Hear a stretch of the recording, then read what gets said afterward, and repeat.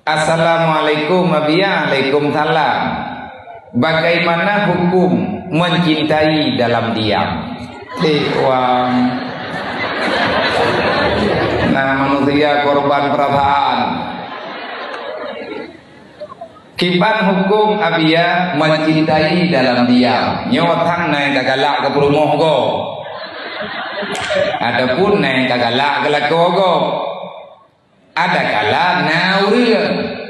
Galak ke gop. Kon lako gop, kon perumoh gop. Cinta-cinta that. Gena pegahan si pangkai. Megekabom druk. Gekabom uro-uro malam. Lage lumo kabom boh menye.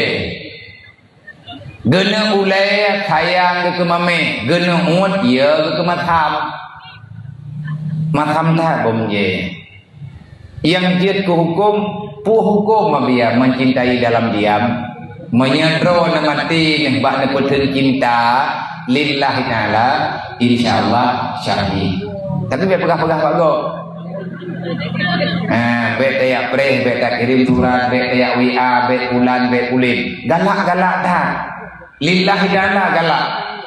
Tapi tak putun katanya. Sampai pujut. Terus meninggal itu. Orang meninggal dalam cinta tapi tidak pernah mengungkapkan, sangat tersiksa. Gebi pala syahid ya Allah. Rupanya pitkat untuk putus indah. Gede pengen ya Allah.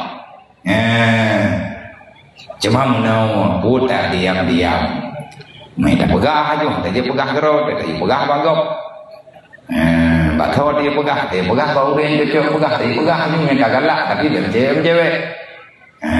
Midang kawin di Buddhis nikah aja. Kan hantar nikah biar mau mahai that, bela that mu. Dua-dua macam penting ah, lewat je leh. Hai pun mamah lele that, tengok hati kalau pengen lakuannya. Hana tu ko lako yang hana rencana pesenang promo. Itu kabeh pesenang kutanya yang menduga urut. Nyai yang merupanya kutanya. Itu nabang nak sayang nak ke promo. Mi hana sayang ko dia. Kan menunggu deku. Mang kebuka promo orang sayang ko koron. Poi tu poi ya the.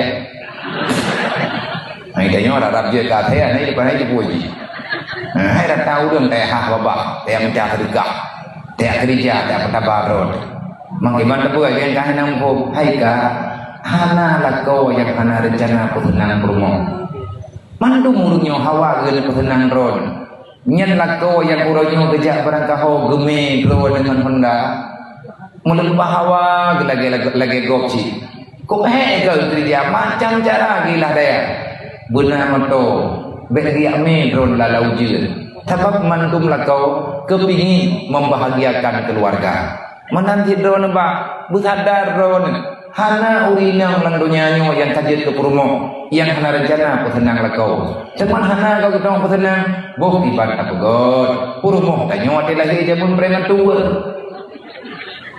ana maya ante umum tanyo punya hanjirnya bawa je damai. Kali tu pegah 5 tuan tu. Nyo an lung hana gata pa.